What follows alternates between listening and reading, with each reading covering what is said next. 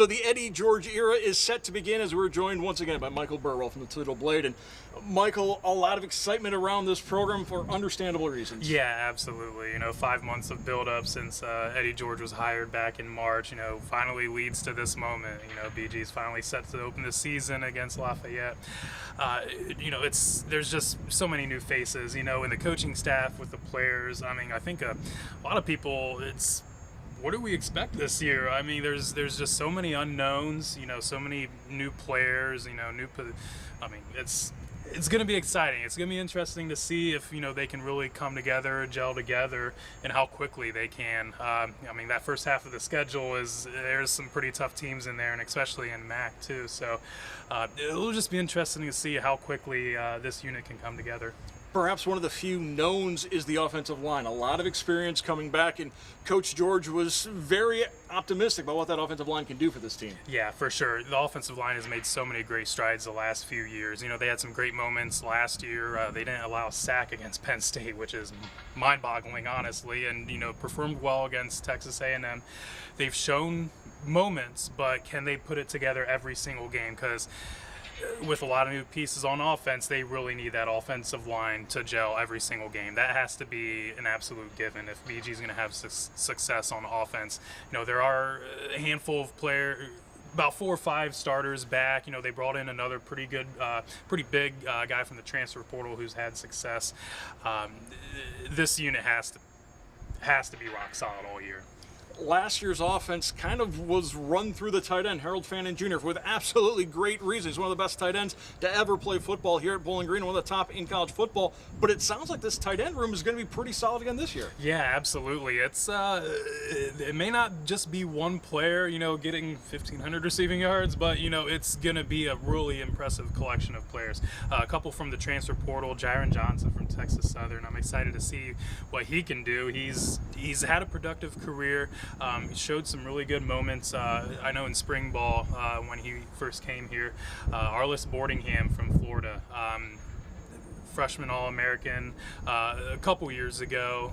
He's had some good moments as well. He's coming off a pretty serious injury, but he could definitely be productive for them. Then you got a couple returners like Jacob Harris, son of former quarterback Josh Harris here at BG. He's really developed as well.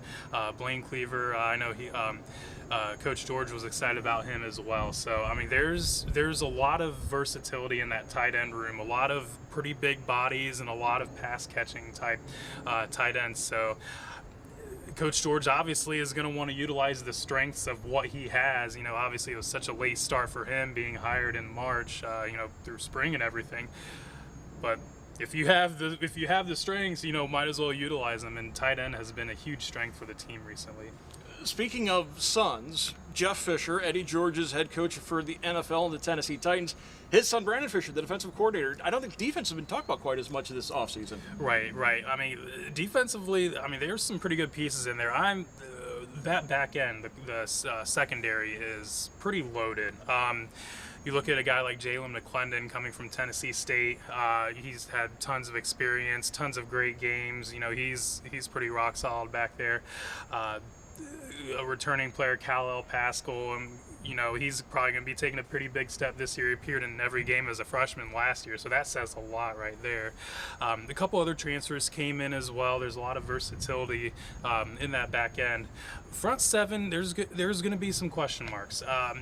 They brought in some good transfers. Eric George, defensive lineman, Eddie's son.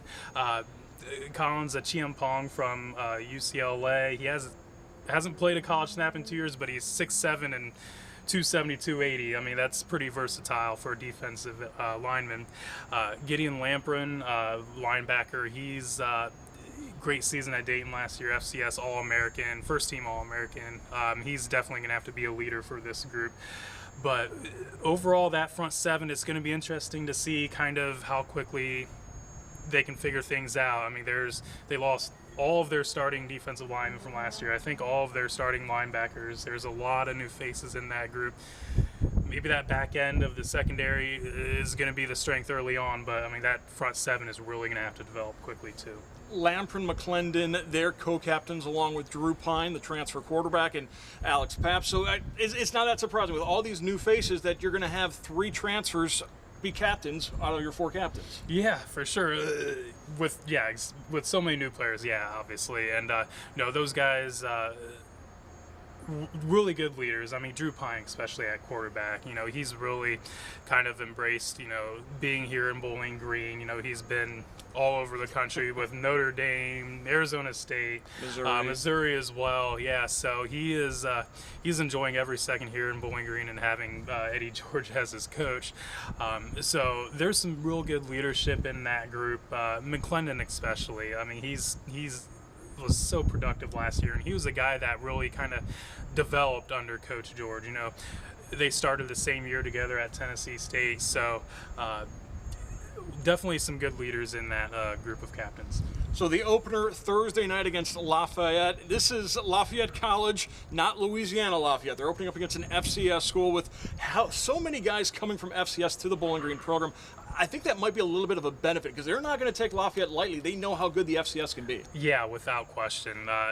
This with all the excitement of this game, the start of the Eddie George era, just the new season in general, you got to be prepared for this game. And, Lafayette made the FCS playoffs a couple years ago. They went, 500 last year. I mean, this is a program that's no slouch. So, Bowling Green's going to have to be ready to go. And, with so many new players, so many new faces, it could be interesting definitely early on. So, Bowling Green's definitely going to have to be prepared coming out of the gates. I want to thank Michael Burwell from the Toledo Blade. And as we mentioned, Drew Pine, not only is this his 4th college, Thursday will be the 4th time he has started for a different college at the FBS level. As he started, Notre Dame started, Arizona State started, Missouri, and he is scheduled to start Thursday night under the lights here at Deutsch Perry. Michael, thank you so much. Yep, thank you.